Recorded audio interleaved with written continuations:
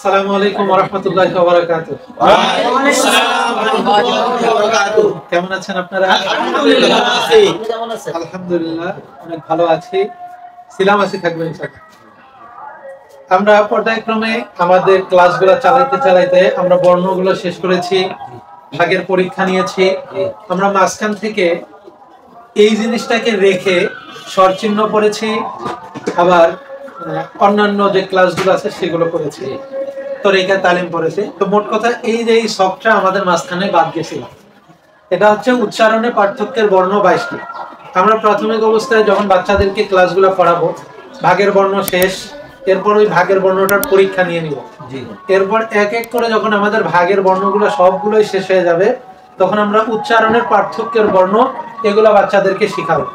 কোন বর্ণটা কোথা থেকে উচ্চারণ হবে, কোন বর্ণটা মহাপ্রাণ, কোন বর্ণটা অল্প প্রাণ। তো এই বিষয়গুলো আমরা বাচ্চাদেরকে শিখিয়ে দিব, তারপর তাদের কাছ থেকে পরীক্ষা নেব। বুঝতে পেরেছেন? আচ্ছা আসেন আমরা সকলে বোর্ডে দেখতে থাকি। এখানে লিখেছি উচ্চারণের পার্থক্যের বর্ণ 22টি। এই সাইডের গুলা অল্প প্রাণ, এই সাইডের গুলা মহাপ্রাণ। এগুলো অল্প প্রাণ, এগুলো মহাপ্রাণ। তো এখানে 22টি বর্ণ, অল্প প্রাণ বর্ণ আছে 11টি, মহাপ্রাণ বর্ণ আছে 11টি। তো এই যে অল্প প্রাণ মহাপ্রাণ বর্ণগুলো আমরা যখন বাচ্চাদেরকে শিখাবো, তখন অবশ্যই তাদেরকে আগে বুঝিয়ে দিতে হবে অল্প প্রাণ বর্ণ কাকে বলে, অল্প প্রাণ বর্ণ কাকে বলে এবং মহাপ্রাণ বর্ণ কাকে বলে। এতটুকু বুঝছেন? আচ্ছা আসেন এখন আমরা অল্প প্রাণ বর্ণ কাকে বলে সেটাতে চলে যাই। এই অল্প প্রাণ বর্ণ যেগুলো আছে, এই অল্প প্রাণ বর্ণগুলো উচ্চারণ হবে মুখের ভিতর থেকে, কিন্তু মুখের ভিতর থেকে শ্বাস বের হবে না।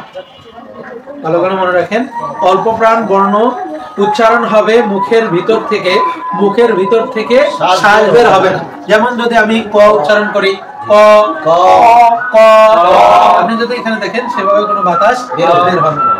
ততরূপ যদি আমরা মহাপ্রাণ বর্ণগুলো উচ্চারণ করি, সেক্ষেত্রে মুখের ভিতর থেকে উচ্চারণ হবে এবং শ্বাসও বের হবে। বুঝতে পেরেছেন? মহাপ্রাণ বর্ণগুলো উচ্চারণ হবে মুখের ভিতর থেকে এবং শ্বাসও বের হবে। আচ্ছা সকলে বোর্ডে দেখতে থাকেন। যেমন আমি মহাপ্রাণ বর্ণ এখন উচ্চারণ করব, খ খ খ খ। আমি যদি আমার মুখের সামনে একটা কাগজ বা যে কোনো একটাকে রাখি, তাহলে এটা কিন্তু বাতাসের বের হওয়ার কারণে লড়াচড়া করবে। দেখেন খ, দেখতে পাচ্ছেন? আমি যদি ক উচ্চারণ করি ক, সেক্ষেত্রে কিন্তু নড়বে না। খ দেখতেছেন লড়াচড়া করতেছে। তো অল্প প্রাণ বর্ণগুলো যখন উচ্চারণ করবেন, সেক্ষেত্রে মুখের ভিতর থেকে কোনো বাতাস বের হবে না, কিন্তু উচ্চারণ মুখের ভিতর থেকেই হবে। এবং মহাপ্রাণ বর্ণগুলো যখন আমরা উচ্চারণ করব, সেটা মুখের ভিতর থেকেই উচ্চারণ হবে এবং মুখের ভিতর থেকে বাতাসও বের হবে। বুঝতে পেরেছেন? আচ্ছা সকলে বোর্ডে দেখতে থাকেন, আমার সঙ্গে বলবেন। হ্যাঁ, আমরা বর্ণগুলো উচ্চারণ করব। তার আগে বলেন উচ্চারণে পার্থক্যের বর্ণ 22টি, উচ্চারণে পার্থক্যের বর্ণ 22টি, উচ্চারণে পার্থক্যের বর্ণ 22টি, উচ্চারণে পার্থক্যের বর্ণ 22টি। ক খ খ খ গ গ ঘ ঘ চ চ ছ ছ। মহাপ্রাণ বর্ণগুলো উচ্চারণ সময় তো বাতাস বের হচ্ছে।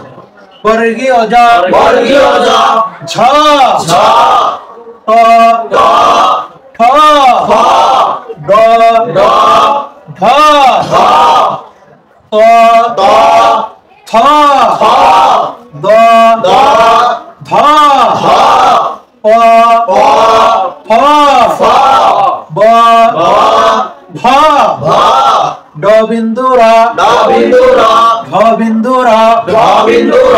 বুঝতে পেরেছেন? জি। আচ্ছা আমি এখন পরীক্ষা নেব। আপনারা পাস করতে চান? পাস করতে চাইলে আমি হাত রাখার সঙ্গে সঙ্গে আপনারা বলবেন। বলেন ক খ গ ঘ চ ছ বর্গীয় জ ঝ ট ঠ ড ঢ ত থ দ ধ প ফ ব ভ ড বিন্দু র ঢ বিন্দু র। মানে পরের যে বর্ণগুলা অর্থাৎ মহাপ্রাণ বর্ণগুলো উচ্চারণের সময় বাতাস বের হবে। যেমন খ খ ঘ ছ মুখের ভেতর থেকে বাতাস বের হবে, বুঝতে পেরেছেন? আচ্ছা আপনি দাঁড়ান, বাড়ান। ক খ গ ঘ চ ছ বর্গীয় জ ঝ ট ঠ ড ঢ ত থ দ ধ প ফ ব ভ ড বিন্দু র ঢ বিন্দু র। বসেন। এইভাবে যখন আমরা পড়াই দিব তখন একবার আগে পড়াই উচ্চারণের পার্থক্যের যে বর্ণগুলো, এই বর্ণগুলো বাচ্চাদেরকে আগে কিভাবে উচ্চারণ করতে হয়, কোথা থেকে উচ্চারণ করতে হয়, এগুলো আগে একবার শিখাই দেবো। এরপর তাদের কাছ থেকে সম্মিলিত ভাবে আমরা এটা ধরাবো, অর্থাৎ পরীক্ষা নেব। সম্মিলিত ভাবে হয়ে গেলে দু একবার নেওয়ার পর একাকী পরীক্ষা নেবো, মানে একজনকে করে দাঁড় করিয়ে আমরা এগুলো ধরাবো, বুঝতে পেরেছেন?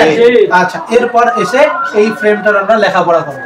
এখন আসেন, আপনারা চাইলে এইভাবে শখ আকারেও বাচ্চাদেরকে বুঝিয়ে দিতে পারেন, আবার যদি চান আপনারা আলাদা আলাদা করে বাচ্চাদেরকে এভাবে লেখায় পড়াইতে পারবেন। যেমন আমি লিখলাম ক,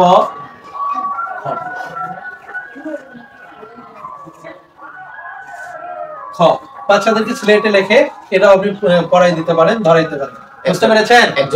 এক জোড়া করে একদম ঢ বিন্দু র পর্যন্ত আপনি আলাদা আলাদা পড়াইতে পারবেন। আর যদি চান এভাবে শখ আকারেও আপনি বুঝাই দিতে পারবেন, বুঝতে পেরেছেন?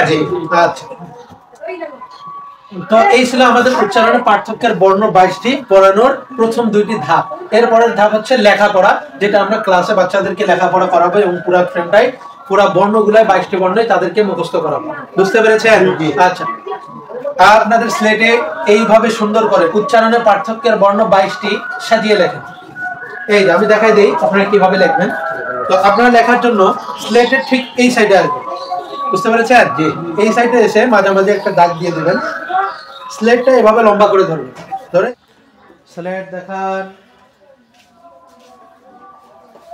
মাশাআল্লাহ, খুব সুন্দর হয়েছে, আরো সুন্দর করে লেখার চেষ্টা করবেন। স্লেট ঘুরান নিচের দিকে, স্লেট হাতে নেন, হাতে ধরে পড়বেন, আমার সঙ্গে পড়েন। উচ্চারণে পার্থক্যের বর্ণ 22টি, উচ্চারণে পার্থক্যের বর্ণ 22টি, উচ্চারণে পার্থক্যের বর্ণ 22টি, উচ্চারণে পার্থক্যের বর্ণ 22টি।